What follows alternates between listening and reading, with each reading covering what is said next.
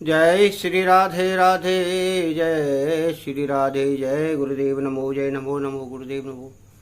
भक्तों, पिछले व्याख्यान में ईश्वर दर्शन का जो व्याख्यान चल रहा था उसमें वहाँ से आगे की प्रक्रिया हम चलते हैं। कहाँ पर थे हम कि सूर्य जैसे प्रकाश का दर्शन होगा, आप उसके दर्शन करें और उसके अंदर बीच में एक अंधेरा दिखाई देगा छोटा, और फिर वो अंधेरा थोड़ा बढ़ेगा। थोड़ा बढ़ने के बाद आप जिसके भी ध्यान की कामना करते हैं वो उसके अंदर प्रकट होगा। अगर आप सहन कर सकते तो आप देखें, ध्यान होगा फिर प्रकाश होगा। आप ध्यान करेंगे, उस अंधेरे में फिर प्रकाश होगा, उनके दर्शन होंगे, और वो दर्शन होते होते वो प्रकाश के साथ अपना इष्ट या ईश्वर प्रकट जैसे रूप में सामने आता हुआ बड़ा दिखाई देगा।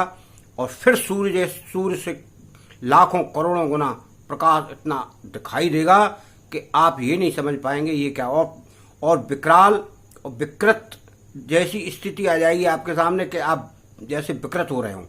आपका ध्यान मगर एक टक लगा होना चाहिए, उसमें ध्यान ही मैन है, और आपको साक्षात ईश्वर के ऐसे दर्शन होंगे। अब आपको इतनी देर तक जो आप ध्यान करेंगे आपको अपने शरीर का नहीं पता होगा। फिर आप जाकर उस स्थिति में आप वंदना करेंगे तो आप अपने शरीर को भी वहीं पाएंगे, और आपके साथ साथ और भी कई दिव्य विभूतियां आपको नजर आने लगेंगी और साक्षात उनके दर्शन होने लगेंगे। मेरा रोंग खड़ा हो गया, बताऊं मैं आपको घटना सुनाकर। और आपको दिव्य विभूतियां, और आप ये लगेंगे कि आप यहाँ नहीं, आप जन किस लोक में हैं, क्योंकि ईश्वर का लोक बहुत ऊंचा है। जिस प्रकार सूर्य से लाखों करोड़ों गुना प्रकाश ईश्वर का है, इसी तरह लाखों करोड़ों योजन दूर इन लोकों से ईश्वर ब्रह्मलोक है, जिसमें व्यक्ति जाकर लौटता नहीं है, स्वतंत्र मुद्रा में स्वतंत्र स्थिति में विचरता है, और उसके लिए कोई भय नहीं, कोई दुख नहीं, कोई कामना नहीं, सर्वानंद ही आनंद है। ईश्वर के स्वरूप में मिल जाता है। जैसे तालाब के पानी को तालाब में ले जाकर मिला दें तो तालाब ही बन जाता है। इस प्रकार आपको बड़ा आनंद आएगा।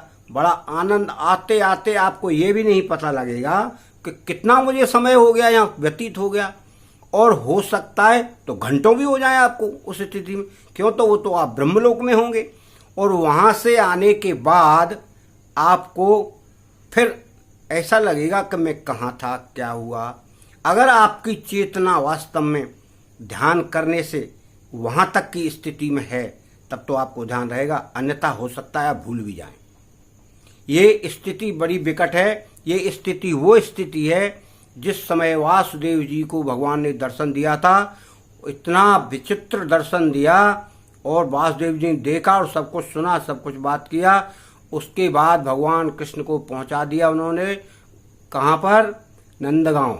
वो नंदगांव गाय को, अरे नदी के, यमुना जी के उस पार बलदाऊ भैया के यहाँ बलदेव दाऊ जी में, और उसके बाद वो अपने जेल में आ गए और उस पूरे प्रकरण को भूल गए। क्यों? कि प्रभु की लीला से ही तो उनको दिव्य दर्शन हुआ, उसके बाद सारी प्रक्रिया वो भूल गए। तो ऐसे ही इस जीवन में है। इस शरीर के अंदर अखंड ब्रह्मांड की शक्ति है।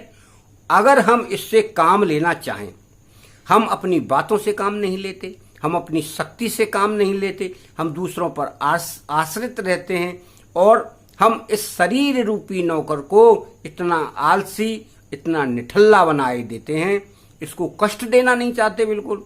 इसको चाहते कि ये आराम से कूलर में पड़ा रहे, कुर्सी पर बैठा रहे, एसी में चलता रहे, अच्छा खाए, अच्छा पिए। तो आपको कुछ हासिल होने वाला नहीं है। मेरी आपसे प्रार्थना है, आप करें ना करें उसे मुझे कोई लेना देना नहीं। मैं अपने अनुभव बता चुका हूँ, और भगवान की कृपा से आपको सत्य बतलाता हूँ। मैं अपने अनुभवों में आधा घंटे की समाधि मैंने लगा चुकी है। अब नहीं लगा पा रहा मैं, क्यों? अब थोड़ा वृद्ध भी हो गया हूँ, और मुझे अब उतना समय नहीं लग पाता। मैं 1 घंटे मंत्र जाप किया करता था और 1 घंटे ध्यान किया करता था, वो ध्यान नहीं हो पा रहा है मेरा अब। तो मेरे साथियों, मेरे भक्तों, आप अपनी शक्ति का इस्तेमाल करेंगे तब तो शक्ति होगी। आपने बंदूक खरीद ली, लाकर घर में रख दी, 5-5 के 4 कारतूस ले आए, तो रखी है शक्ति, किसी को मार डालेगी? नहीं मारेगी।